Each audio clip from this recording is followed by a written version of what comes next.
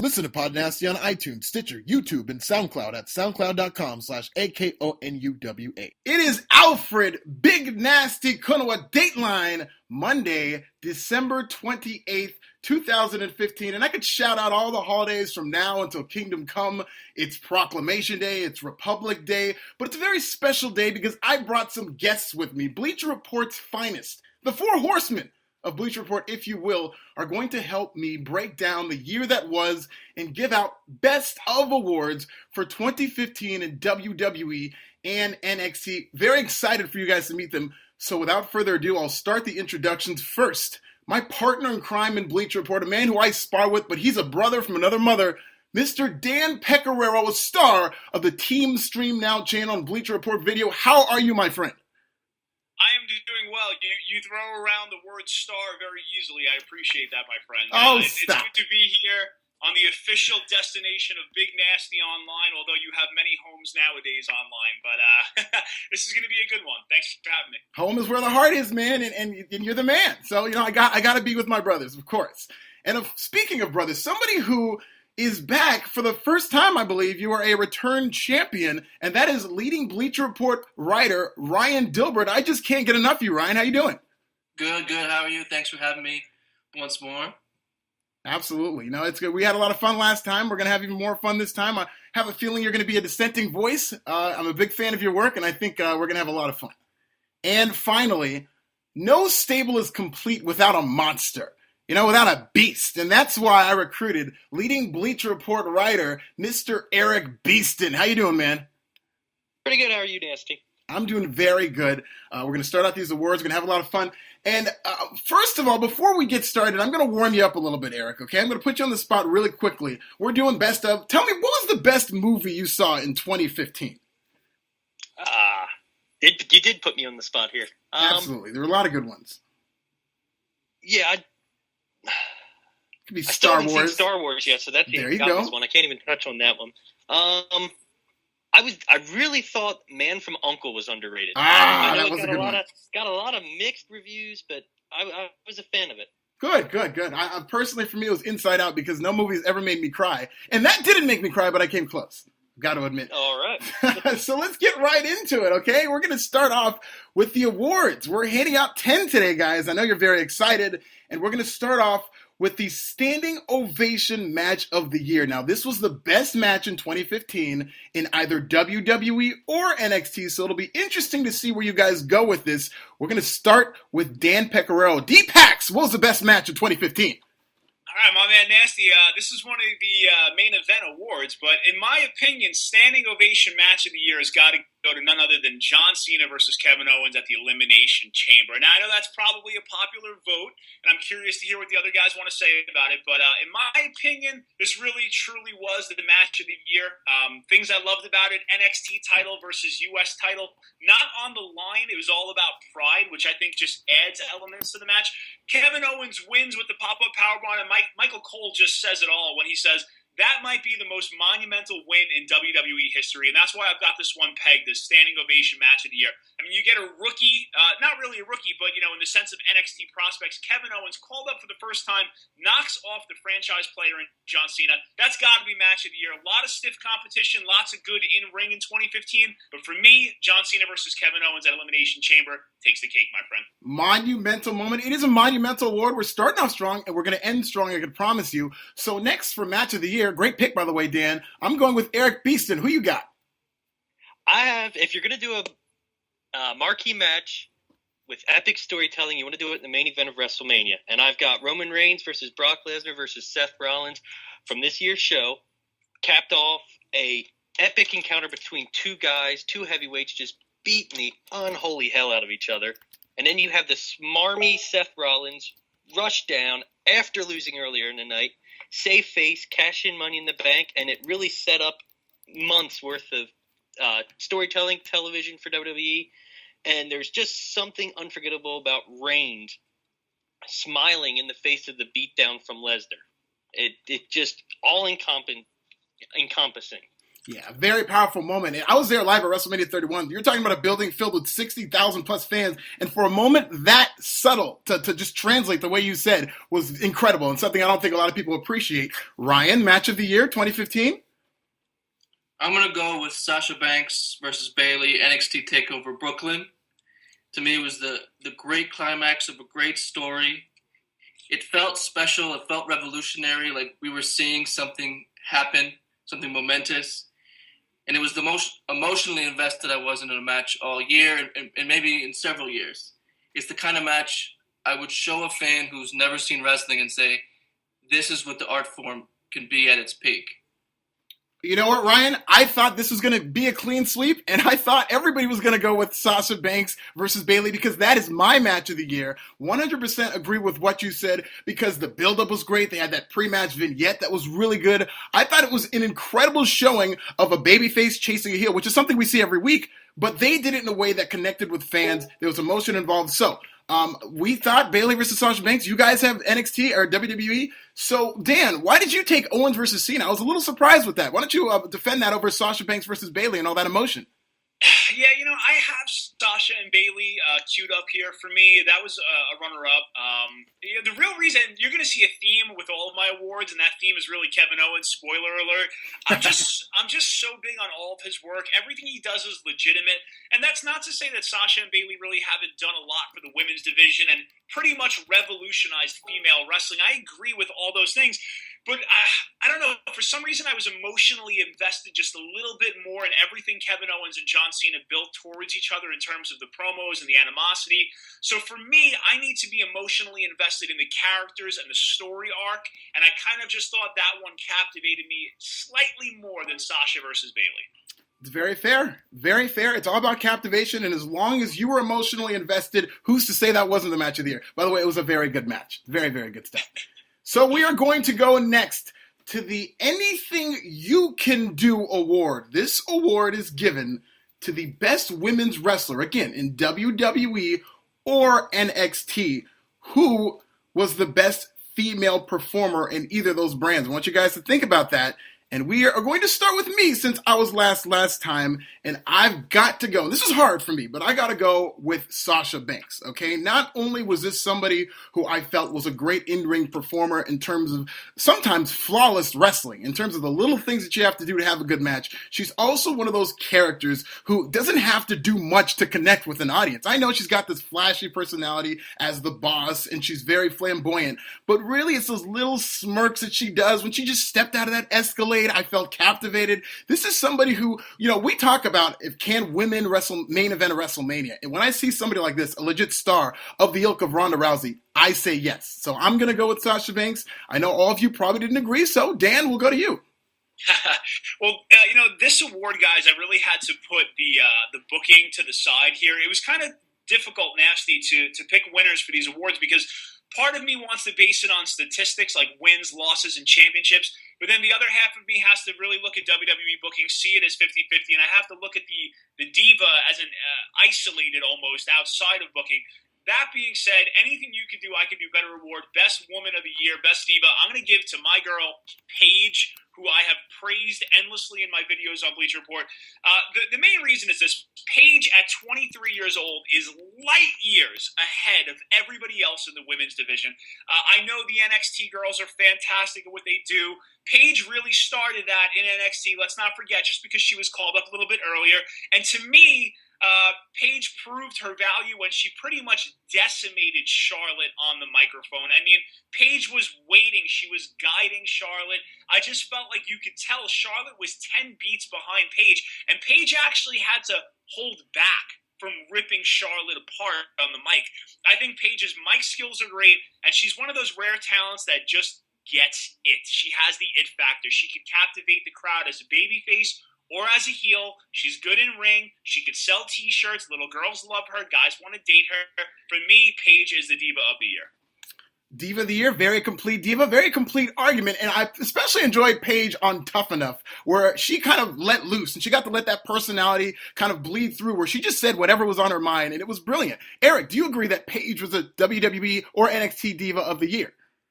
I do not. I'm actually going to piggyback off your answer, Nasty, and go with Sasha Banks. There you go. Anybody familiar with anything I've written knows that I've championed the cause for her as the best wrestler in WWE in 2015, regardless of her gender.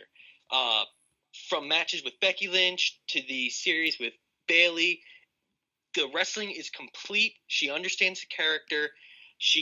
There's a ferocity that she brings with her between the ropes that you don't see from most of the guys in the company, let alone the other women. She carries herself like a star, which is, again, that's something you can't teach. She gets it, kind of like Dan was saying about Paige. You can see the complete package every time Sasha Banks walks through the curtain, and there's really no surprise that the fans are chanting, "We want Sasha" during matches involving other women.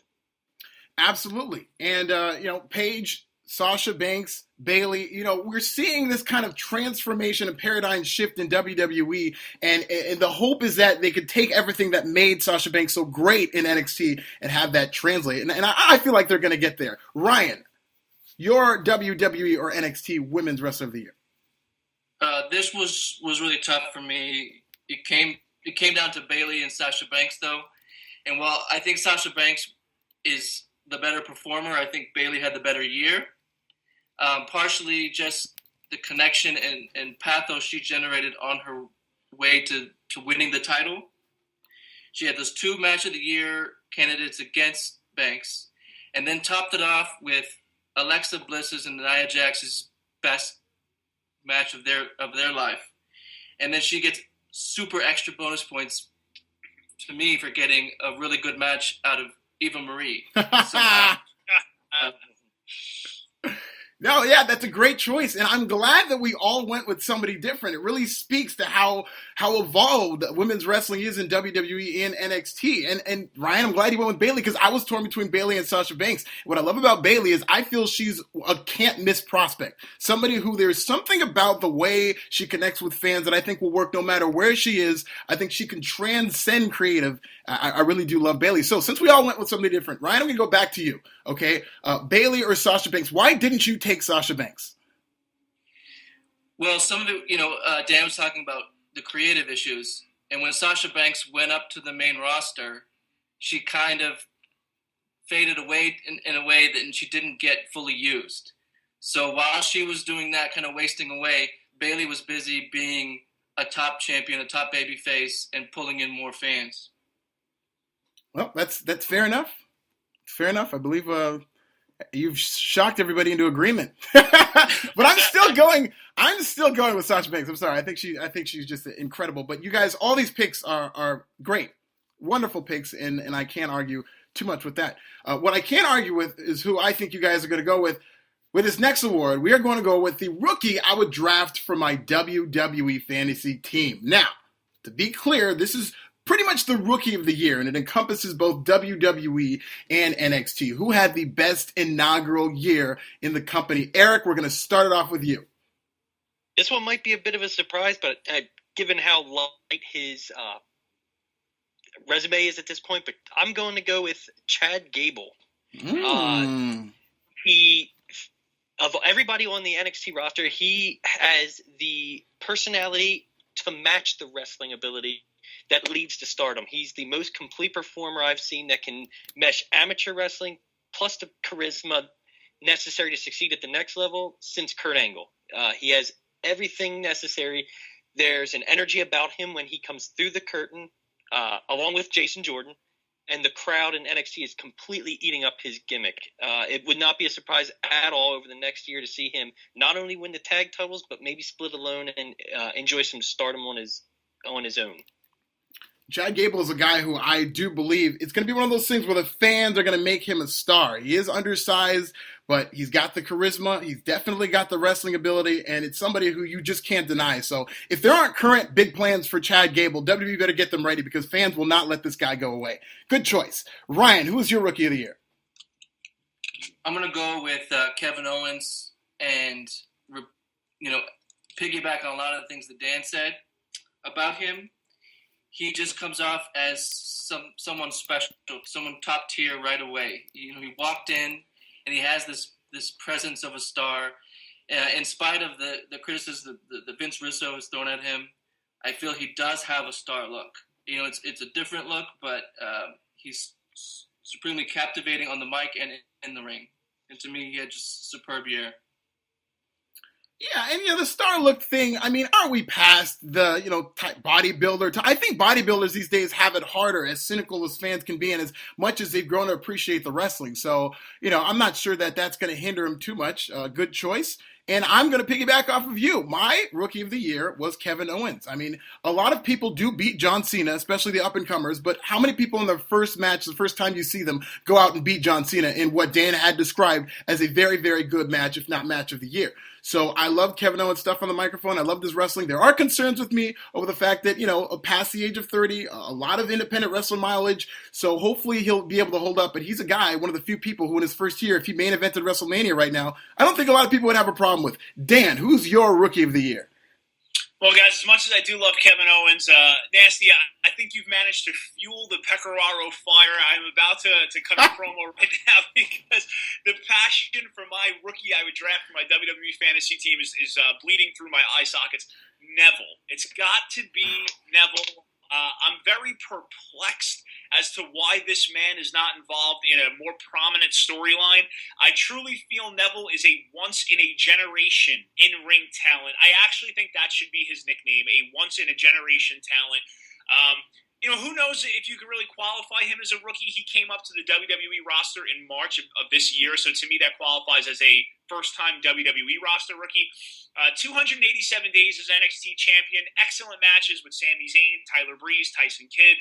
But to me, you don't get a guy who is built like John Cena with the moveset of Rey Mysterio in a decade or in a century or in a lifetime. I got to see Neville versus Seth Rollins headlining a pay-per-view at some point. I just think you could overlook his height. And like the award is called Rookie I Draft for my WWE fantasy team. If this is a dynasty league and I need a quarterback, I'm putting all my chips in on Adrian Neville. Wow, very, very interesting choice. And hey, he won the Slammy of the Year for Breakout Superstar of the Year, which is basically their Rookie of the Year. Now, I'm going to go to Erik because you took Chad Gable. Ryan and I took Kevin Owens. So you had a pretty interesting choice. Why don't you defend Chad Gable over Neville? Because like Dan said, Neville has a lot of accolades. NXT champion, came on the WWE roster, made a lot of noise, and Chad Gable's more unheralded. So why was he the better rookie than Neville? I think more of my choice selection was based on the fact that Gable was more of a pure rookie. This was the first time he's had any major exposure. He's homegrown. He wasted no time getting over with the fans. And in today's wrestling world, you look at the main roster, you see a lot of guys that are extremely talented but have no fan support, no fan following, whether that's their fault or not. Gable gets it. He understands the charisma aspect of the performance, and he I'm going to piggyback off of something you said. He doesn't have the size, but he has very much that Daniel Bryan appeal to him. He's smaller, he's the consummate underdog, but he can go out there and work, and he has the crowd behind him every step of the way, and that will do him wonders as he continues evolving and growing into a more seasoned professional. Absolutely, and there might be that ceiling with Neville to where Neville can't cut that dynamic promo or naturally connect. Dan, why don't you defend Neville? I am ready to defend Neville right now. I just it blows my mind because the environment is controlled, right? I mean, this isn't UFC where a fight could end in a matter of seconds. That being said, if things are scripted and written, how do you not highlight someone's strengths and hide their weaknesses? Neville is the equivalent of an excellent in-ring Bill Goldberg, right? I mean, Goldberg had a limited move set. You protected him and kept him strong because you didn't say much. He was a destroyer. Well, Neville is the opposite. He doesn't need to say much. Well, I shouldn't say opposite. Very similar. He doesn't need to say much. Just let him go in the ring. I mean, kids will eat up the colorful outfit and the moveset. I don't know, man. If you can't work with Neville, who can you create as a star? I just feel like Neville has every attribute a WWE superstar or wrestler can desire. Yes, he's not the Rock on the mic. I understand that. But, there are ways to hide that weakness. Not everybody. Not Bret the Hitman Hart was not excellent on the mic, and I'll leave it there. Great points. You can, and you're right. It's scripted. If they want him to be a star, they can hide what he does poorly and they can accentuate what he does great. But fortunately for Ryan and I, who picked Kevin Owens does everything great, so we're right. All right, we're going to the captivating storyline of the year. Okay, this encompasses best creative direction, rivalry, announcement. What happened in the WWE or NXT universe that you said, wow, that is a storyline that I would pay to see. That's got my money's worth, so on and so forth. Dan, we'll start with you. Yeah, I have a feeling you guys may have the same answer here, but for this award, I got to go with my man Kevin Owens versus Sami Zayn. The whole storyline just felt like a throwback to old school traditional wrestling. I love the fact that NXT TakeOver Our Evolution, I believe it was, Sami Zayn wins the NXT Championship. He's celebrating in the ring, and it wasn't until the very last seconds of that pay-per-view that Kevin Owens, longtime friend, decides to turn on his buddy. And the best part about this storyline, guys, is that Kevin Owens doesn't say, I'm a babyface, I'm a heel, I want you to cheer me, I want you to boo me. No, the whole storyline centers on this, and every man can relate to this. I need to earn the most amount of money to support my family, and I will do whatever I have to do to make that happen. And that's why I love this storyline so much, because it's rooted in real life. Hey, yeah, we can be best friends, but you know what? When it comes to food on my baby's plate, it's my family that comes before yours. And I thought that just lit the storyline on fire. So for me, that's my award winner, Kevin Owens versus Sami Zayn in NXT. Very good. And you know what? I do like the fact that it's rooted in reality. I'm not a fan of the reality era in terms of it not clearly defining babyfaces and heel, but for them to use something like you said, feeding my family, which you can identify with, but then using it to be a little more sinister, I think makes Owens more of a three-dimensional heel. So very good work there. Erik, most captivating storyline. Everybody loves the story of Rocky, and I'm going to go with Bayley versus Sasha Banks because it was the purest form of underdog babyface versus cocky, confident heel. You had Bayley, who lost so many championship opportunities in such heartbreaking fashion, coming just close. And then she runs into Sasha Banks, who is unstoppable, who will talk a big game and back it up. And you have a huge environment like Brooklyn for the setting of their big title match. Bayley wins it. And then so hot is the feud that they end up taking it into another TakeOver special and main event the pay-per-view. Bayley wins. You create a star in her, you promote Banks, and the fans have their first taste of what women's wrestling can and should be. Absolutely. And, the great thing about this feud and match is that you look at it and you're like, you don't quite look at it as women's wrestling anymore. It's transcendent. It's like, this was a great wrestling match. Like, it's Ryan, I think you were the one who said earlier, this is a match you would show somebody who doesn't watch wrestling to get them involved. And I mean, how many people were saying that about the Divas division 10 years ago? So a sign of evolution. And we're going to stick with Ryan. What was your most captivating storyline in 2015? I'm going to go a different direction. And Roman Reigns' rise. It had a lot of pitfalls, but just them sticking with him throughout the year and the transformation of the crowd in Philadelphia from the Royal Rumble, where they booed him out of the building, said, we don't want you in that spot, to the end of the year, after all the sympathy they created and made him an underdog despite him not looking like an underdog, and climaxing the night after TLC where people were roaring for him and ready to crown him the next megastar. To see that the arc over the whole year, to me, that was the biggest. Very good shout out to Roman Reigns, and I really do think that the Odyssey of Reigns in 2015 is one of the biggest stories. So how couldn't it be most captivating?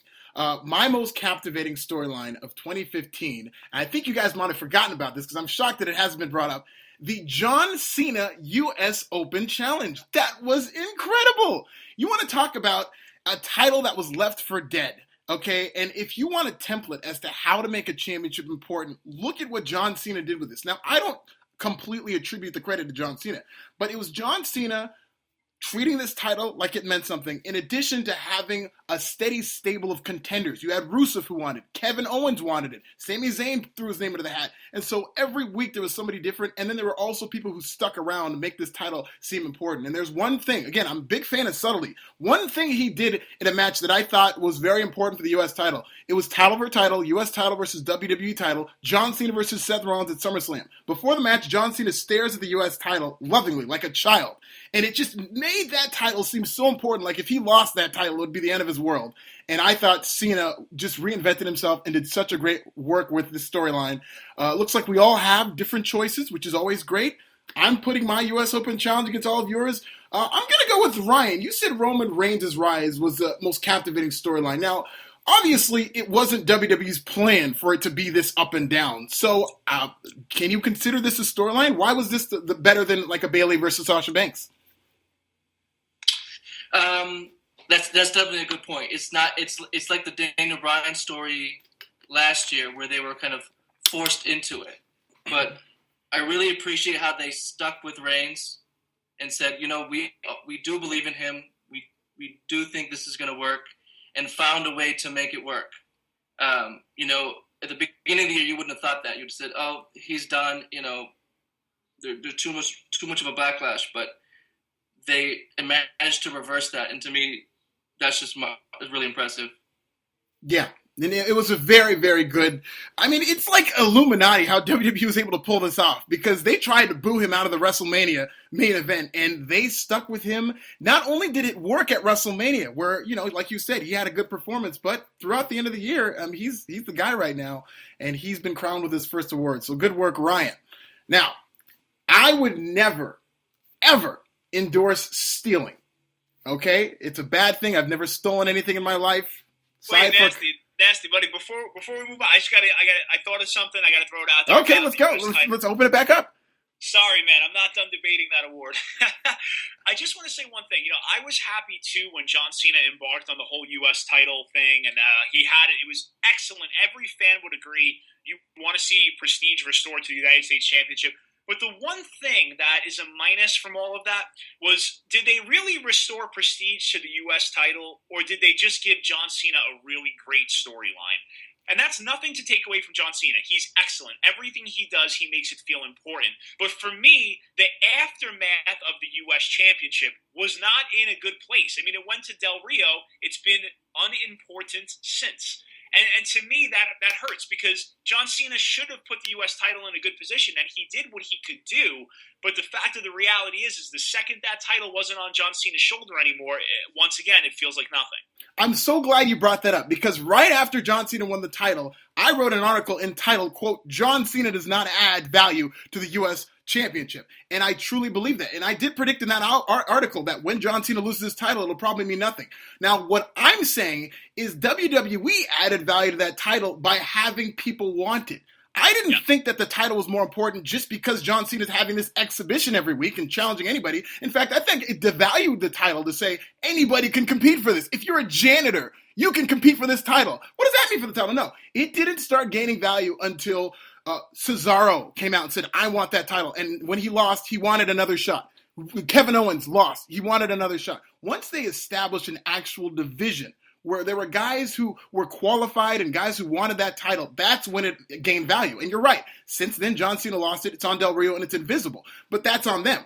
When John Cena had that title, it had value not only because Cena had the title, but also because other people wanted it. And we had this great exhibition that could have main evented any Raw or pay-per-view. Do you guys agree? Eric, what did you think about the John Cena U.S. Open Challenge? I thought it was a great use of the television time. I thought it made Raw, at least for one segment, feel a little more important. I do agree with I agree with Dan in that it didn't really elevate the title the way it should have. You still have a championship now that is really not any more prestigious than the Intercontinental title, which is actually held by somebody much more over than our current U.S. champion. So Cena was the centerpiece again. Cena had a lot of spotlight put on him, which is typical, and he had amazing matches with a lot of really talented guys. But at the end of the day, the title's still just a mid-card championship. I mean, yeah, at the end of the day, that's what happened with it. But I mean, I believe during the run, it was portrayed incredibly. Ryan, I'll give you the parting words for the John Cena U.S. Open Challenge. Good, bad, indifferent? I loved it for all the reasons you guys mentioned. My only issue really is that it didn't result in an upset. If Sami Zayn had won it or Neville had won it at some point, that moment would have transformed one of those guys' careers. Instead, it goes to Seth Rollins at SummerSlam and then until Del Rio, and it kind of loses the power of the transferring the title. So I feel like they a missed opportunity there. Was a missed opportunity? No, that great points made by us all. And I completely agree. I agree with the good of the U.S. Open Challenge, and I agree with what your criticisms were, which I did share. Now, back to stealing. One of the gimmicks that we are giving out is the Steal This Gimmick Award, where we will award the best gimmick or persona. This could get interesting because there are some pretty qualified candidates, and I don't think we're all going to agree. So I'm going to start it off. The best gimmick of 2015 in WWE or NXT, I believe, was Enzo Amore and Colin Cassidy. I could not get enough of these guys. They're just so perfect for what NXT is, that counterculture, that Rocky Horror Picture Show where everybody gets involved, they know their identities. And one thing that I really like is that if you see them off camera, like on Breaking Ground, they're pretty chill guys. They're just normal dudes, but you could tell they turn it up for that gimmick in their tag team. So Enzo Amore, Colin Cassidy, my best gimmick of 2015. Dan, is it yours? I like that one, but it's not my favorite gimmick. I'm going to go with Bray Wyatt. When I thought about this award, I thought about all the multiple angles that really go into a good gimmick. And the reason why I'm going with Wyatt here is not just the entrance and the clothes and his stable, but the fact that there's actual depth left to be explored with his gimmick. I mean, who is Sister Abigail? And why did Bray Wyatt become this lost soul? And what's his purpose? What's the Bray Wyatt origins story? If you treat this like a Marvel character or a DC Comics character, I think Bray Wyatt truly does have a gimmick. And it's not based in reality, but this guy could be larger than life. You know, wrestling fans admit to liking the Ultimate Warrior and the Undertaker and Kane. And I think it's okay. Not everybody needs to be a good-looking guy that's chiseled like a John Cena or Randy Orton. Those guys are great, but Bray Wyatt truly has a character, and I think there's a lot of depth left to go. So he's my winner. Strong choice. Erik, do you agree? I do not, but I am going to use the theatricality part of Wyatt to piggyback on mine. I'm going with Finn Balor. There's the regular Balor that we see during basic weekly television, and then he brings out the demon for the big specials. It increases the star power. It helps the moment feel much more significant than it would otherwise. And he has a presence about him in the same way The Undertaker did. When he walks through the curtain, people stand up and they are as invested in the entrance as they are what he does in the ring. Undertaker got over for years doing the special entrance, the glitz, glamour, and Balor can get over.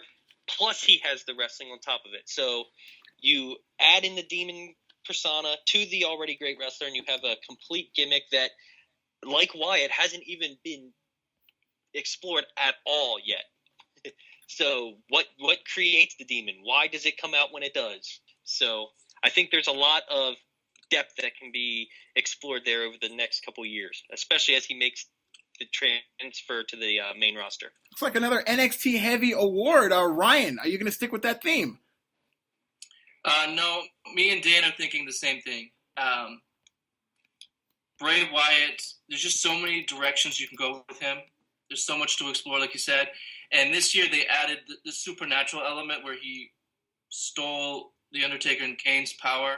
And to me, that's the kind of thing you should take advantage of in an era where we recognize that wrestling is scripted. You might as well go comic book on it. You might as well go action movie, and you can do that with him. You know, you can't. Randy Orton's not going to do something like that. But Bray Wyatt, he can be a dark wizard. He can be whatever they dream up. Yeah, and Bray Wyatt, I feel like there's a lot of potential here, that you guys are going on potential, what he could be, maybe not necessarily what he is. I felt like Erik's choice, he took something that Finn Balor has done well and he used his credentials. So, Dan, why would you take Bray Wyatt over Finn Balor, who has proven himself to be an absolute commodity in NXT? You know, Nancy, that's a good choice, and I think you really could go either way. I like the origin story of a gimmick, and I think with Finn Balor, you could go there too. Like, Finn, why do you have to go to another level? What is it inside of you that creates the need for this demon persona? I like that type of stuff in a gimmick. It could have went to Finn Balor very easily. I just think that Bray Wyatt could be a supernatural, gimmicky type for years to come. He could very easily be a babyface when the time is right. But, you know, obviously he needs to be booked stronger and he needs to win in order for anybody to look at him like a new Undertaker of sorts. But, yeah, I mean, I think it's 50-50 when it comes to a guy like Finn versus Bray in terms of best gimmick. 50-50? Erik, would you agree 50-50, or were you going to go 51-49? I'll take 51-49. So competitive. I have to win, you know. I have to put myself over. Of course, so very, very good points made. And, you know, I think one of the things that I've noticed as a theme is we're going with a lot of young. It is a transitional year in WWE, so it's good to see that they have a promising young roster with great things to come. Now, speaking of great things to come, we are 5 awards in, and we've got 5 to go. So we will pick up and continue with our PodNasty Awards Spectacular after these quick messages and a very special interview.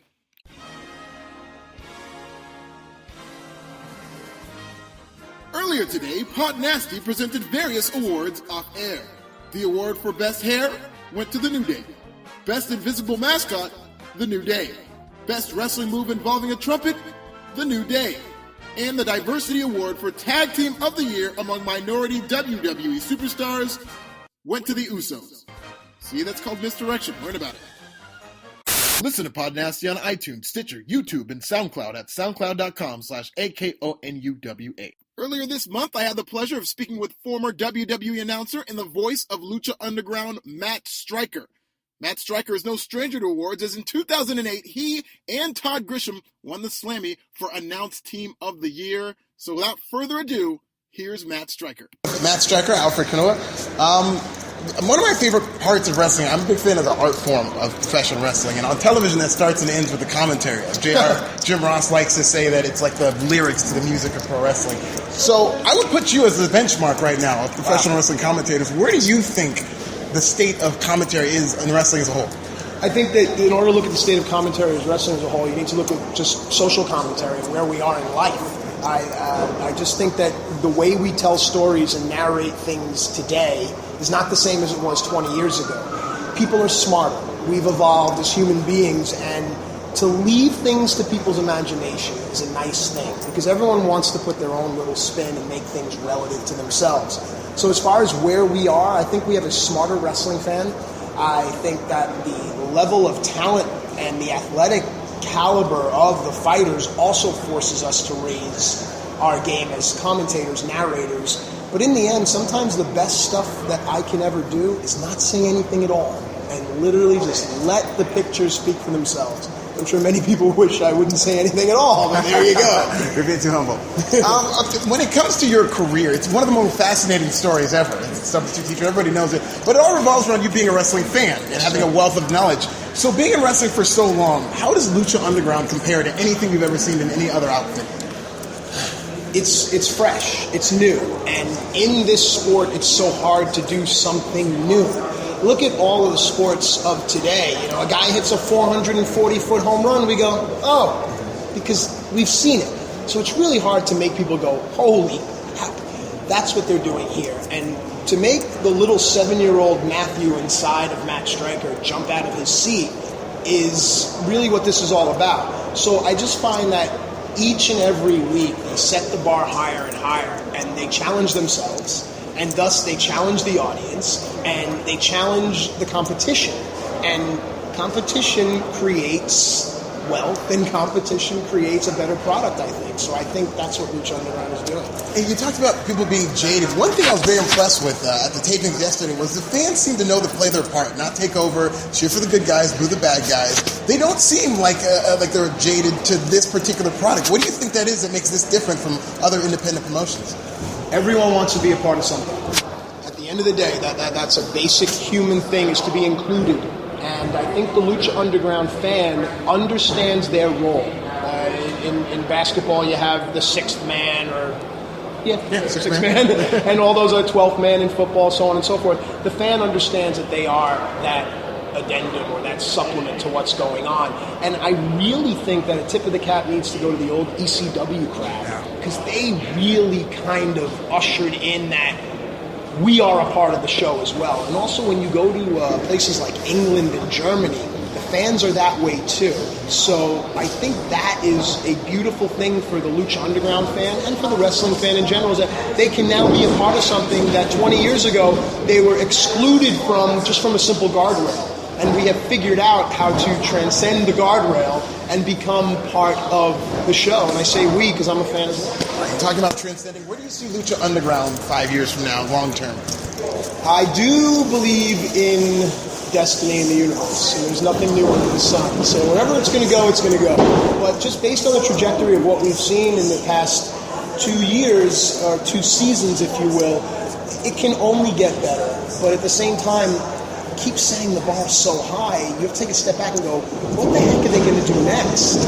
I think that with some more awareness amongst the world, the wrestling community, that the more eyes on the product, the demand for the product will increase, thus the supply will increase, basic economics, and I think that's where we're going, hopefully. Final question, you do have a wrestling background, being so close to the action in such an infectious environment, do you ever get that itch, the bug, to go back in the ring and do some stuff? I still do wrestle on some independents, and I train once a week in Queens, New York, so I think that fire will always be in me, and once that fire goes out, then I think that it's a sign for maybe other things to come. But yes, to your answer, that fire always burns. Great. All right, Matt Stryker, thank you very much. Appreciate it. Thank you. Welcome back to the 2015 PodNasty Award Show Spectacular. And now, here's your host, Alfred Konuwa. We are back, PodNasty Award Spectacular, and I was thinking, we're giving away 10 awards, but why are we only doing 10? We got to do 12. Let's do a Baker's Dozen. I've added a couple of awards that we're going to give out because it's such a big show. It's been such a big year. We're doing 12 awards, and still to come is the big one, Superstar Who Shined the Brightest. We're going to give out a Superstar of the Award or Superstar of the Year award later. But first, we're going to continue with the Silver Tongue Gold Medal Award for the best on the microphone. Who gave the best promos consistently of 2015? Ryan, we'll start with you. All right. I don't think you can go, we'll see if you guys do, anywhere other than Paul Heyman for this. Hey now. Especially his work before WrestleMania. He just made Roman Reigns seem like such a badass. He made Brock Lesnar feel like this immortal beast from hell. And he made that match seem so important. You know, it was a match that people resisted in the beginning, but he did his job and sold his guys, put over Reigns, and put over WrestleMania like nobody else can. I really do think you could rename this award the Paul Heyman Memorial. I mean, Paul Heyman is a lock to get this award on any given year, but I didn't give him that award. The promo, I think, of the year and the man who gave the best promos consistently was John Cena. I'm sticking with my theme. I talked about the U.S. Open Challenge. One thing that went unappreciated is every week before the challenge that helped make this important, John Cena would give this rah-rah speech that would get people excited. And I challenge you to find anybody in that locker room, even the people who can talk, who can cut that typical cookie-cutter babyface promo and be as believable as John Cena is. It's not an easy thing to do. There is a small handful of people who can cut a standard babyface promo without being edgy, without being a heel and popping the internet. And John Cena is that guy. Otherworldly talent in terms of talking. I'm giving it for a degree of difficulty to John Cena. Dan, who are you giving it to? Nasty, I am with you, brother. John Cena is the best promo of the year for me as well. Listen, John Cena is in the position he's in the company because of the person he is, the work rate he has. He's excellent at everything he does. I can't stand the haters and the naysayers when it comes to John Cena. This man is a leader for the locker room. He's somebody for the younger wrestlers to role model and look after. He does all the great charity work. He carries that company, that schedule, that brutal schedule on his back. Nobody has been more consistent than John Cena over the last 12 or 13 years, but certainly the thing here that stands out for me is that John Cena somehow, after all this time, managed to reinvent himself like all of the greats always do. You look at Hulk Hogan, he went from Hulk Hogan to Hollywood, brother. You look at Sting, he went from the bright face paint to the dark crow. You look at Triple H and the evolution he had over the years. John Cena, to go from the top of the mountain as the WWE champion and then all of a sudden take a mid-card title that was floundering and make it feel important again, he was the reason the U.S. challenges were as exciting as they were. I can't praise the man enough. John Cena gets the award, in my opinion. John Cena gets the award from Dan and myself. So, Dan, let me just ask you real quick. How does it feel to be a heel? You like that, don't you? Twitter hates us. You know, there's something in the water I'm drinking here. Erik, let's round it out. Who do you got? I am going to go with someone who never gets nearly enough credit for as great as she is. And while we're talking about heels, I'm going to give mine to Stephanie McMahon. She didn't have nearly as much screen time as she had the year before, even the year before that, but she stole every minute of mic time she had this year. And look no further than the Authority Rock Ronda Rousey promo at WrestleMania. She dominated that thing from start to finish. Triple H stood in the background and let her run with it, and for good reason. She has the way. She went to the McMahon school of eliciting a reaction. No matter what she does or says or how loud she squeals, the fans hate her, and we just saw that a couple weeks ago. Well, even in the last week with Roman Reigns. She is an excellent heel for a major babyface to play off of. Absolutely, and it's incredible how much she reminds me of Vince sometimes with just a quick stare or something. So, a very good group that we've put together. Let's go real quick, Ryan. I know you took Paul Heyman, but, I mean, that's kind of a standard. Who would you take second, real quick? I got to agree with you about John Cena. But, you know, it's funny. It's just he's been so good for so long, I think you take him for granted. And where Paul Heyman is a special attraction, you know, he comes around infrequently, and it makes it a bigger deal. Whereas Cena is so good all the time, I think we get a little numb to that. And I think maybe I didn't even consider him for that. True, yeah. And so maybe that's a nod to Cena, but it's also a nod to Paul Heyman. Now, Paul Heyman might figure into this next category. It's the You're Excellent at Not Wrestling. So this is the best non-wrestler of 2015 across WWE programming or NXT. So, Erik, we'll kick it off with you. Who was excellent at not wrestling? We're going with Paul Heyman. This is the one I gave him. There's something about the way he carries himself at ringside. He is essential to the Lesnar package. The way he screams, the facial expressions, everything makes for a package that is absolutely 100% responsible for the heat that Brock Lesnar gets. Okay, moving on. Ryan, are you sticking with him? I am, for all those reasons. And he's the best at facial expressions during a match and reacting to that. So, you know, so many managers just kind of stand around and clap. He adds an extra element, an extra bit of depth to the story. And it just kills it on the mic all the time. And he may be the last great manager we have. It's a dying breed, but he's in a class of his own. And one thing I loved about Paul Heyman, you hit it right on the head, is that how he just adds that different something. When Brock Lesnar ended the streak, you needed kind of a visual. I know we got all the fans' reaction and whatnot, but for Paul Heyman to jump in the ring, put his hands on his cheeks. Oh my God! That like encapsulated what everybody was feeling and helped make it even more shocking. So very good choice, Paul Heyman. But I'm going to break with tradition here, and I'm going to go with Corey Graves. Okay, we want to talk about announcers, somebody who's integral to the product of professional wrestling.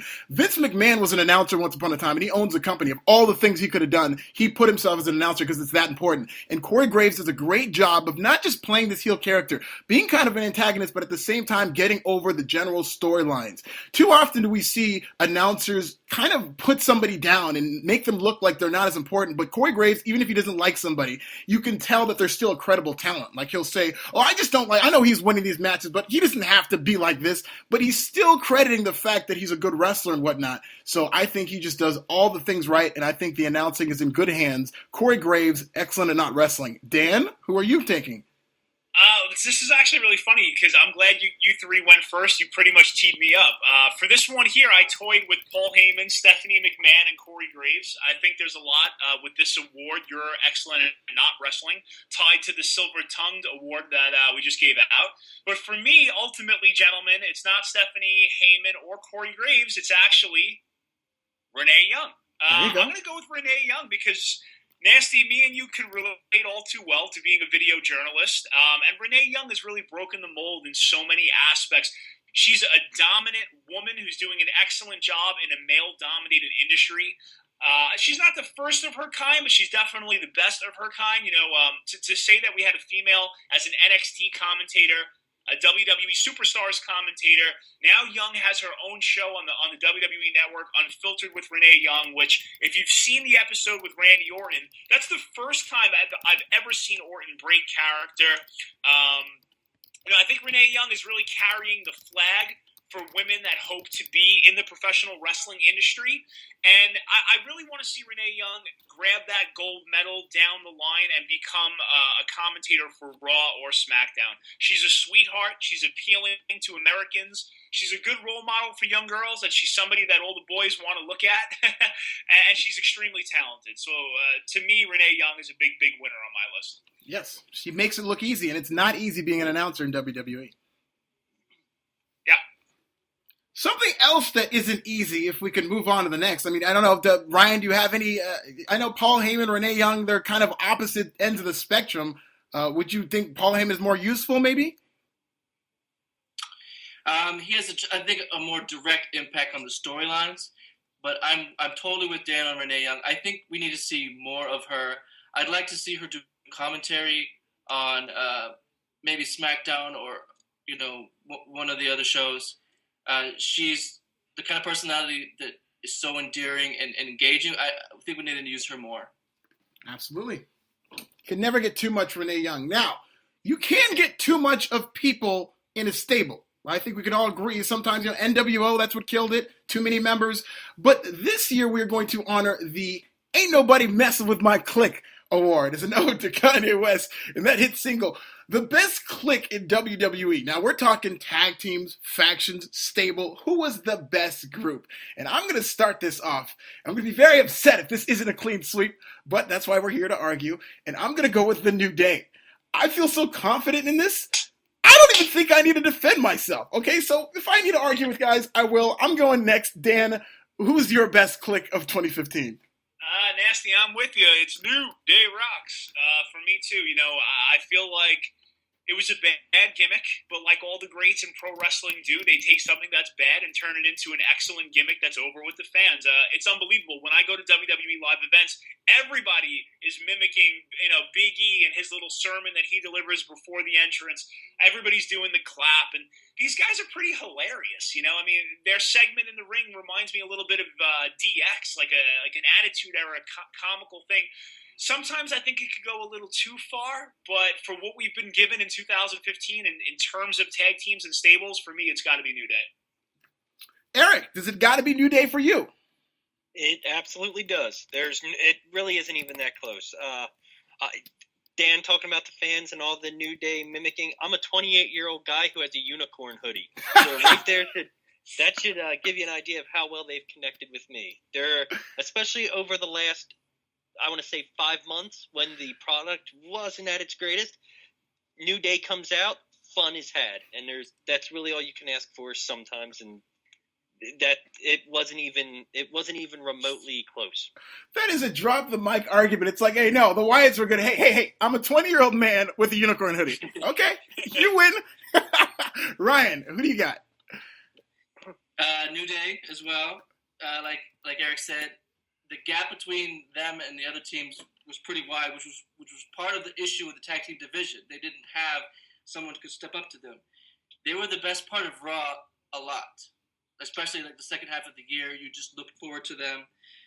Funny outside of the ring, good in the ring, and I'm really impressed how much they were able to keep adding elements to the gimmick so it didn't get stale. The unicorn thing wasn't in the beginning. The trombone wasn't in the beginning. They just kept adding and changing and making it better and better. Absolutely. It was such a great, I saw so much potential in them. And like Dan said, it was a really bad gimmick at first. I spent a lot of time writing about the New Day when they were not very good, saying, God, these guys don't see, but this is a heel gimmick. These guys are like superheroes of all their accomplishments. They need to be rubbing this in our faces.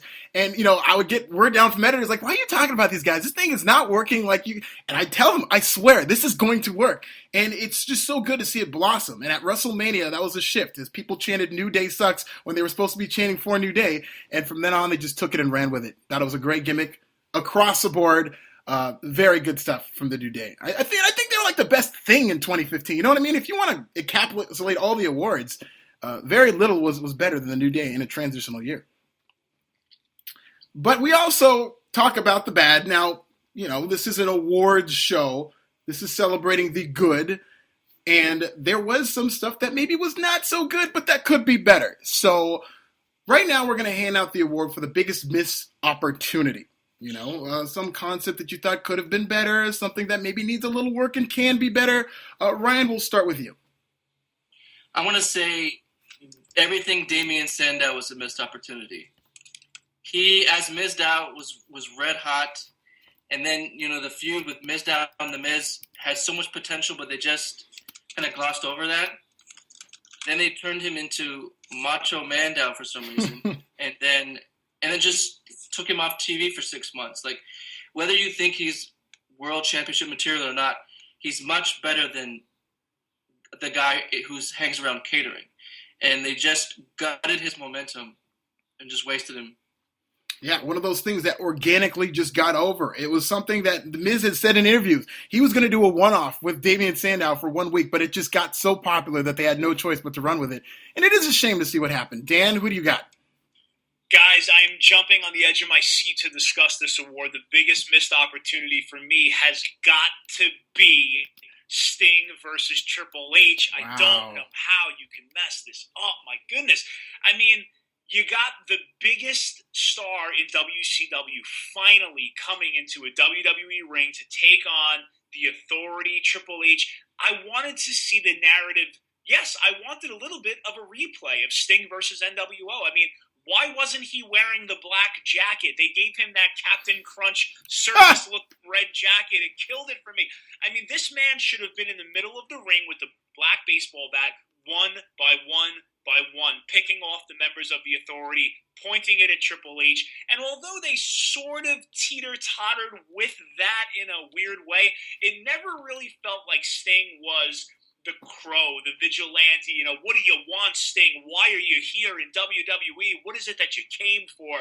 And then the match itself. I mean, it was like all over the place. You had the NWO and DX. Just let these two guys go at it. And then, of course, a WCW-made superstar suffers a loss. And to me, it was just like Sting's grave was written, RIP WrestleMania 31 versus Triple H. And there was no rebounding after that for Sting. So to me, that was a huge missed opportunity. D-Pax going in on the jacket. Captain Crunch. Wow. And you know what, Dan, I'm glad I saw this in person because I went back and I watched the match and there was so many references to WCW versus WWE that I would have immediately known Sting's not winning this match. So I agree with you in terms of that being a missed opportunity. Erik, what's your missed opportunity? This summer they brought back the Elimination Chamber, and at one point you had Seth Rollins, who had made enemies of everybody. Orton, Reigns, Ambrose, Cena, Kane, everybody.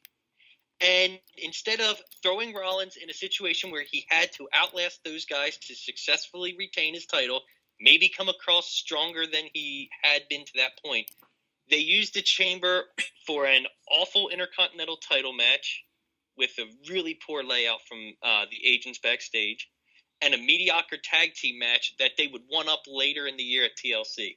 I thought it was a complete waste of the Elimination Chamber, which could have been a SummerSlam main event, and instead it was on a throwaway show that was really only notable for Owens versus Cena. Well, I didn't even think about that, but that's amazing booking, and that all those enemies that Seth Rollins made, okay, fine, we'll put you in a cage with them. That's simple. Yes. Like it. I like it. Well, I like it, but I don't love it enough to make it my biggest missed opportunity, because I'm going with the Divas Revolution. And I'm surprised you guys didn't go with this. Okay, we've been raving about the Divas and women's wrestling in WWE all show long, and that's a lot because of NXT. Now, when you were to dream up these girls, these women are going to go onto the main roster, that sounds like a shoo-in based on how good they were in NXT, but it completely fell on its face. Every time I hear the word Divas Revolution, it reminds me of how old-timey WWE is in booking the women's wrestlers, but WWE could be much better, and what I'm encouraged by is that they have all these talented performers now under the same roof. Bayley is on her way, and I think they're going to learn from a lot of their mistakes in that you put them all in these different groups. No. Separate them. I think it would have behooved them to bring them up one at a time so that they get that focused and they don't get lost in the shuffle. And I really do think that now is the time for WWE to do a little bit more backtracking and really give these women the shine that they deserve as premier performers in WWE. Now, we all have different outlines. I love it. I'm going to give Dan a quick chance to defend Sting over Mizdow, because I really think Mizdow was a strong choice by Ryan. In terms of a missed opportunity, are you upset with the fact that Sting lost, or would you have rather have seen more from Sting in terms of, like you said, being the Black Crow? The Sandow one is an interesting pick. I feel like he hit me with the fantasy football sleeper pick that everybody forgot about. You're right. Like, oh man, I should have used him as a running back in the 18th round. But as far as I'm concerned, listen, guys, there's very few moments left on WWE television that will be must-see tune-in television. I mean, there's no more free agents left on the market except for maybe AJ Styles, who could possibly bring with them so much momentum that you want to tune in. I mean, Sting really is the biggest icon of pro wrestling that never stepped foot in a WWE ring. So to me, it's like, you have this one golden opportunity to get this right. I think Sting should have went over. And I'm a huge Triple H fan. Love the man. Love everything he's done in his career. But for me, it just kind of felt like, man, this is it. This is the one moment we have to resurrect, a huge storyline, Sting in WWE, to squander. Like, listen, Damian Sandow was never going to sell out arenas. He was a great mid-card act, maybe possible main eventer, but he wasn't Sting. Cross-cultural, multi-international icon. For me, if you blow that, I don't know. It's bad news brown, buddy. Can't argue with that. Very good. But you're right. I really do like the Mizdow pick. I mean, that's just, it came out of nowhere, and it made me remember how good he was when he was hot. Just a few awards to give out for 2015. And, I'm going to stick with the concept of opportunity, all right? We still have the superstar who shined the brightest and who fulfilled their promise as being the biggest thing in WWE. But we also have superstar who could be huge in 2016. So this award goes to somebody in WWE or NXT who we feel could be the biggest thing in wrestling 1 year from now. We could be talking about them as a top guy. Who is the superstar who could be huge in 2016, starting with the Beast? Erik. I'm going to go with somebody that's picked up a couple awards already throughout this podcast. I'm going to go with Kevin Owens. I don't think they've scratched the surface as far as what he's capable of. He came in hot with Cena, but he kind of lost a great deal of momentum throughout the rest of the year, and they're just now reheating him. Originally, I probably would have gone with Cesaro, but you have too many baby faces ahead of him on the pecking order. With Owens, you have the opportunity to build a heel that is unmatched. Seth Rollins, not strong enough. Bray Wyatt, hot and cold. Owens can be built to the level of a main event heel that can work with Cena and Reigns and deliver not only in the ring, but the promos necessary to draw the crowd. Absolutely. Very good arguments. Ryan, do you agree? I'm definitely big on Owens, and I think he's going to be huge. I'm going to say Sasha Banks, though, because I think she can change wrestling in a more revolutionary way. The Divas Revolution, as you said, stumbled, but I think it can work, and I think though it could be huge, but it needs a leader, and she can be that. If anybody is going to, a woman is going to main event a pay-per-view, it's going to be with her. If any woman is going to be the central part of the show for any stretch, it's going to be her. And I feel like the momentum is building for her. And if they capitalize on it and they treat her the way she should be treated, she can do things we haven't seen before.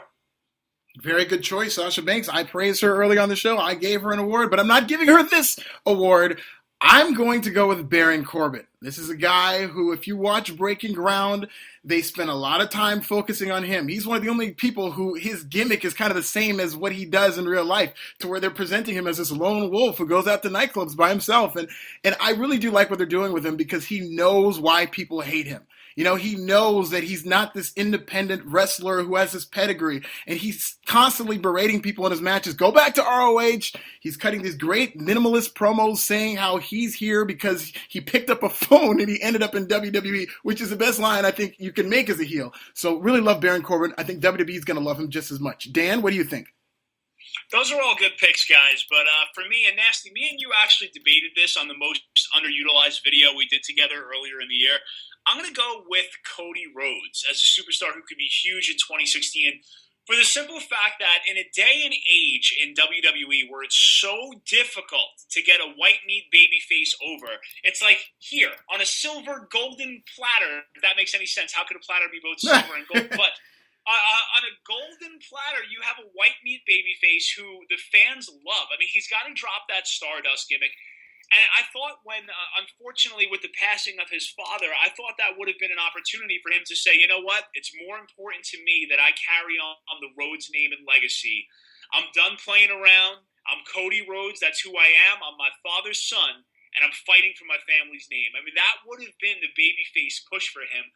I just think Cody Rhodes is like, you're sitting on a gold mine with this kid. He's good in the ring. Whatever gimmick you give him, whether he's wearing a brown paper bag, he's dashing, he's the Phantom of the Opera, he's in a stable with Ted DiBiase and Orton, Rhodes always runs with it. Let this kid be a perennial babyface. I think he could be excellent.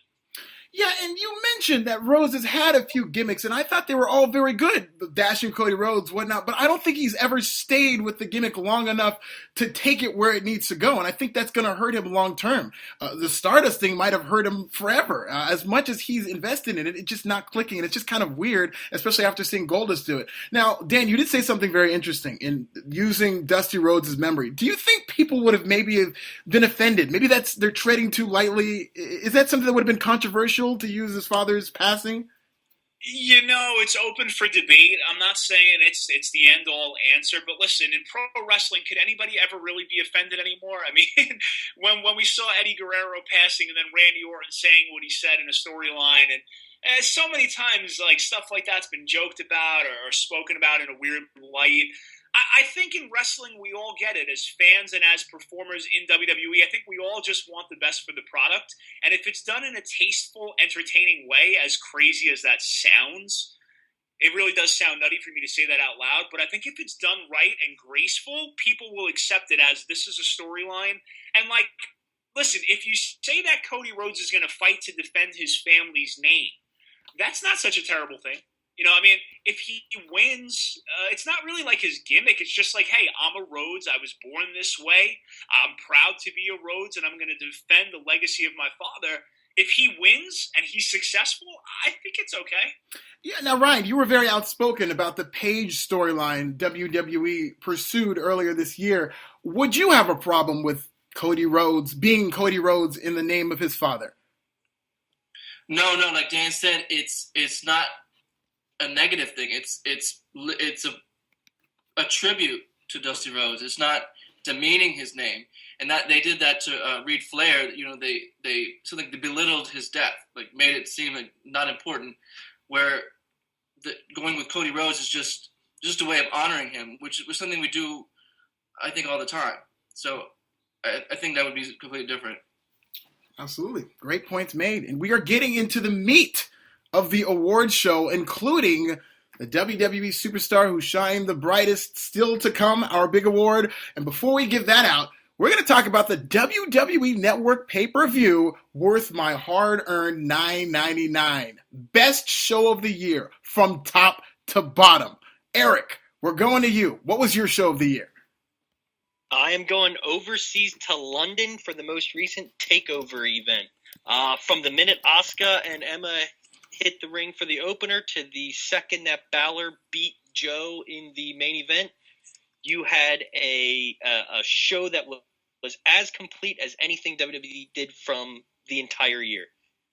Every match was strong. You had the breakout of Baron Corbin midway through with the win over Cruz, and you had two legitimate 4-star matches that ended the show, featuring storylines that were very similar, but ended up telling two completely different stories within that overarching storyline. I just think NXT really brought it all year and capped it off in spectacular fashion. Very, very good art. And some of the best chants I've ever heard in my entire life.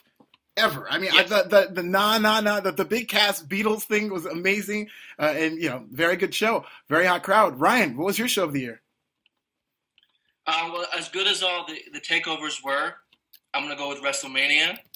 If I'm ranking 1 through 5, 2 through 5 will be takeover shows. But WrestleMania was so big, so it felt so significant, and it had so many huge moments throughout.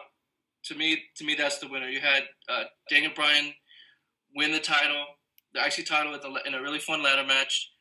John Cena and Rusev have their best match of their feud. A match of the year candidate with Brock Lesnar and Reigns.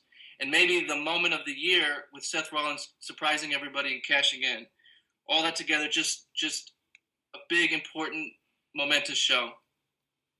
A very, very good show. We're talking about from top to bottom, guys, and Ryan just checked all those boxes. Dan, WrestleMania 31, was that show of the year or something else? Well, the name of the award is WWE Network Pay-Per-View Worth My Hard-Earned $9.99, and I will say that most people only pay the $9.99 to watch NXT. So, wow. I got to go with NXT TakeOver my hometown, Brooklyn.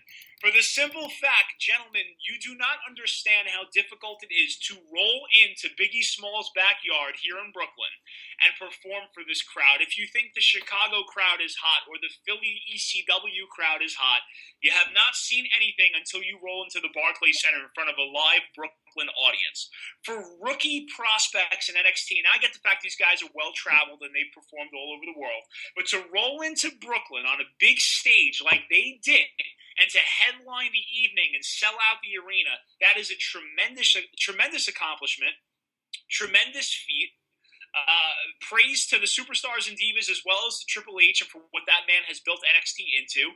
And to dive into the card, Apollo Crews debuts, defeats Ty Dillinger. Samoa Joe looked excellent, taking on Baron Corbin. Bayley and Sasha, of course, brought the house down. And then you get the ladder match, Kevin Owens, much praise for him and much praise for Finn Balor.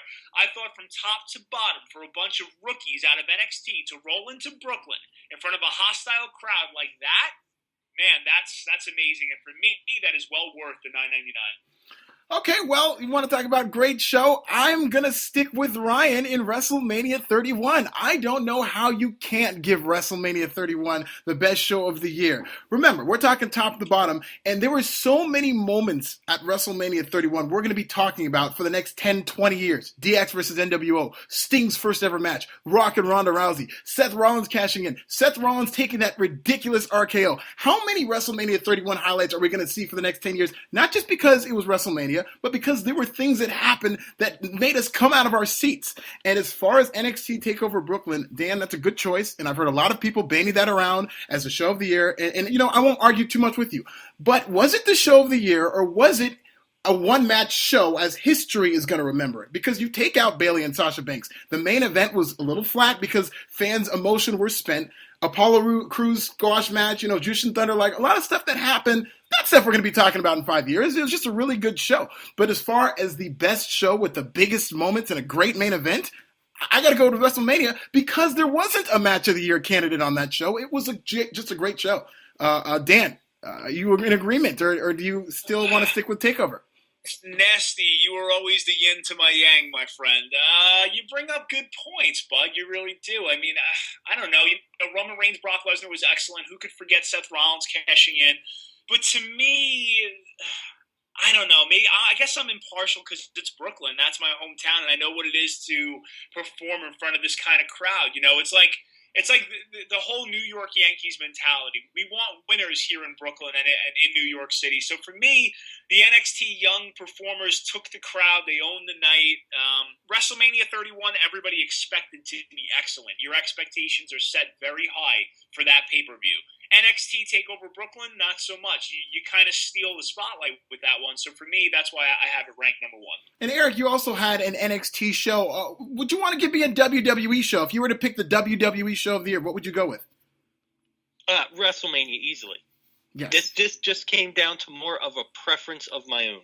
WrestleMania delivered the moments. I can't ever forget Rollins cashing in, and I don't think anybody will because it's the first time it's happened. But just from a pure quality standpoint, match-wise, I don't think you can top anything that NXT did in those last two events. Right. But WrestleMania, yes, absolutely. WrestleMania, Ryan and I saw eye to eye. You see, guys, this is how you get invited back on PodNasty. This is why Ryan is the first friend. You got to see eye to eye with the host, man. No, but these are all great choices. I really respect that, and you guys back them up. And now we only have one more award. It's all over so fast. We have the big award, the superstar who shined the brightest. Who was the WWE or NXT superstar who had the best year in 2015? A lot of different ways to go. I'm very interested to see what you guys are all going to say. Ryan, we'll start with you. Okay, I'm going to go with Seth Rollins. But start with the fact that when he went down with injury, it felt like Raw took this punch to the gut. Randy Orton had already left. John Cena had already gone. But when he left, it felt like the heart of the show was gone, which speaks a lot to what he was able to do. And they put him in there with Sting at 56 years old, put him there with Kane at 48 years old, and he made both those guys look great. He had great matches with everybody. Cena, Lesnar, just killed it across the board and really, really grew as a heel on the mic and showed himself to be a megastar extraordinaire. Yeah, and if you want to talk about Wrestler of the Year in WWE, I don't know how you can go with anybody other than Seth. I mean, like you said, phenomenal matches, and not only phenomenal matches with guys who he had to carry a lot of times, some of the older stars, but also with super athletes like John Cena and Brock Lesnar. They knew that they could tear the house down, and they did. So great choice. Erik, who's your superstar who shined the brightest? I am going to go. I know we mentioned him a bit ago, but I'm going to go with Roman Reigns. Nobody had a more tumultuous year. From the Royal Rumble disaster to the night after TLC, winning the championship, fanning the flames through everything he went through.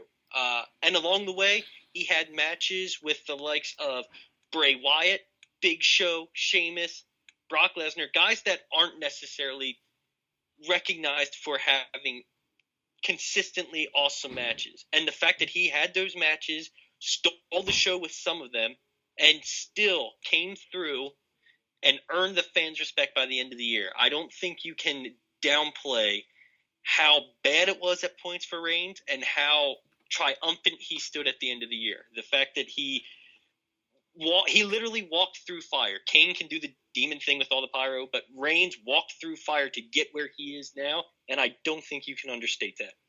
Something to be said of that. 9 times out of 10, the fans would have won that scenario, but somehow he rose through the ashes, like you said. Dan, who is your superstar who shined the brightest?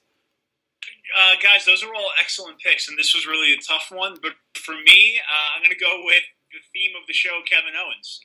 To me, Superstar who shined the brightest is exactly that, who was portrayed in the best light, and no doubt Roman Reigns absolutely excellent, and Seth Rollins as well, but I like Kevin Owens for a bunch of reasons, but the number one reason why I like Kevin Owens is because everything the man does is believable, convincing, and credible.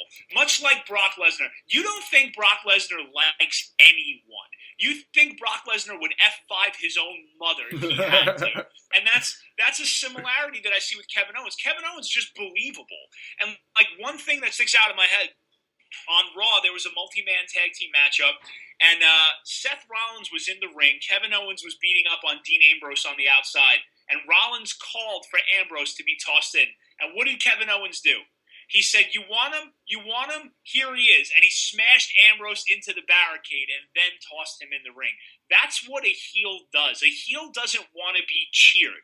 And as great as Kevin Owens is and how when his music hits, the fans pop, Kevin Owens cuts a promo, gets himself booed, and he'll pick on Michael Cole. Every motion, every breath is used to generate heel heat. And that's why Kevin Owens is one of a kind. And for me, he is the superstar who shined the brightest. Kevin Owens is just a bad dude. He looks bad. He talks bad. And like you said, when he's getting cheered, he takes those cheers. He acknowledges them. He says, yeah, you people like me, don't you? Well, guess what? I don't like you. And it just immediately puts them against him. So very good choice.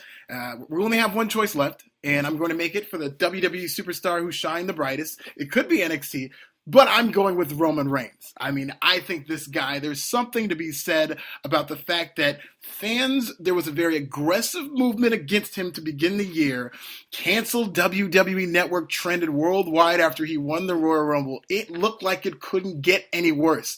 But WWE stuck with him because they knew he was that talented, he was that good, and he has proven himself to be just that. He doesn't have to be the next John Cena. He doesn't have to go out there and cut promos up and down the ring. He's got so much charisma that he can speak softly, carry a big stick, beat people up. I mean, how many matches have we seen where people were booing Roman Reigns to begin with, and by the end of it, it was incredible. That TLC match in Boston, they were trying to chant for anything but Reigns and Sheamus, and they somehow turned the crowd to where he ended the year in the same city he was booed the night after in Philadelphia, cheered for winning the WWE Championship. And I think the best is yet to come. Now, Roman Reigns as the WWE Superstar of the Year, of course, me and Erik now agree with that. Ryan, you took Seth Rollins, and I almost took Seth Rollins too, but I want you to tell me why you took Seth over Roman Reigns. One thing that separates the two is that Reigns struggled on the mic, and some of that was poor writing. They didn't give him what he needed to be on the mic, but Rollins thrived throughout the year. And they gave him a lot of time. They really leaned on him to open the show a lot, and he came through again and again. To me, that separates the two. And Dan, we didn't have any world championships for Owens. Why would he be the biggest thing in 2015? Bret Hart said it best. He one time said that the WWE universe looks a lot better when you have different shapes, personalities, and ring styles. And I feel like Kevin Owens is truly the embodiment of that. If you look at some of the biggest agile big men in the industry in the past, guys like Bam Bam Bigelow, Rikishi, Yokozuna, not to say Kevin Owens is that big, but Kevin Owens just brings a different depth and a different dynamic, not only to his character, but in ring as well. You know, this is a big guy who can move. He's agile. He could go. And like I said, he's credible, and he's ticked off. He doesn't want to sell T-shirts. He wants to make the most amount of money to provide for his family. That's something every man can buy into. So I just think Kevin Owens is 110% convincible and the real deal. Not to say the other guys aren't, but I'm all about KO this year, and that's my pick. Finally, Erik, how long do you see Roman Reigns holding the WWE World Heavyweight Championship? Vince McMahon has always had this fascination with the babyface chasing the title. So I can't see him making it to WrestleMania with the gold. I can see him hitting Rumble, maybe Fastlane, but I see him losing and then winning again, whether that is good for the credibility, prestige of the title or not. Wow, really? Because I see him holding it till next WrestleMania, to be honest, because it is his first time. But listen, we didn't agree on everything tonight. We did agree on Roman Reigns, and you guys made some very pressing arguments as well. Listen, great show. We've said it all. We've done it all. We gave out awards. I think there was very diverse amount of awards that we gave, and it was a lot of fun. So before we leave, I want you guys to tell everybody where they can find you and troll you on Twitter for saying you were wrong, maybe agreeing with you. Dan, we'll start with you. Yeah, I mean, first off, Big Nasty, I just want to say thank you very much for having the three of us on. It's awesome to be Bleacher Report brothers, but we don't get a chance to sit down and connect often enough like this. So this was great to be on your show. You're an excellent host, man. We appreciate it. Always great discussion amongst four guys that are really passionate about wrestling. But if you want to stay in touch with me and you want to send me a message, hit me up on Twitter. That's at Dan Pecoraro 86, the number 86. That's the year I was born. Same thing on Instagram at Dan Pecoraro 86. On Facebook, I'm facebook.com/Dan Pecoraro 86 official, and that's actually my website, Dan Pecoraro official. That's the only time I drop the 86 for the official website, danpecораroofficial.com. It's been a pleasure. Thanks, guys. Thank you. 86 was a great year. I was born too. Erik, where can people find you? You can hit me up at Twitter at Erik Beaston. I listen to and read and mostly respond to everybody that comments or messages me, even if they're wrong. And you can find me at Bleacher Report every day almost. Great articles from Erik. Ryan also has a lot of great articles. Where can people find you? My Twitter is just my name, at Ryan Dilbert. And like Erik said, I do try to respond as often as possible. And you can find me on the team stream quite often. They work me pretty hard, but it is a dream job. I do love talking about it, especially with guys like you. So thank you so much. Absolutely. You guys are all the best in the business. It was an honor to have you on the show, and we will definitely be doing this type of show in the future, even if you don't agree with me. It's not just Ryan who's going to be back. You can find me on Twitter at This Is Nasty. You can follow me on Facebook, Alfred Konuwa, the Facebook fan page, and you could read my articles. You could watch the video on the Team Stream channel. I'm on Forbes. We are all very honored to be part of this family, and you guys just did a great job. So thank you. And here's to a great 2016. To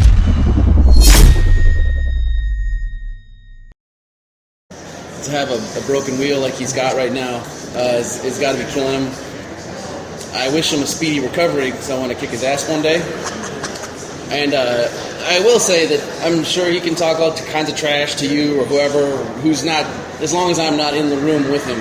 But I also think that after his interview with you, and I've said a few things back, I don't think he's ever going to say anything about me again because he knows at the end of the day that I'm smarter, more talented. I've had a much longer, better career than him. And if we're ever in the ring together, it's going to be painfully obvious.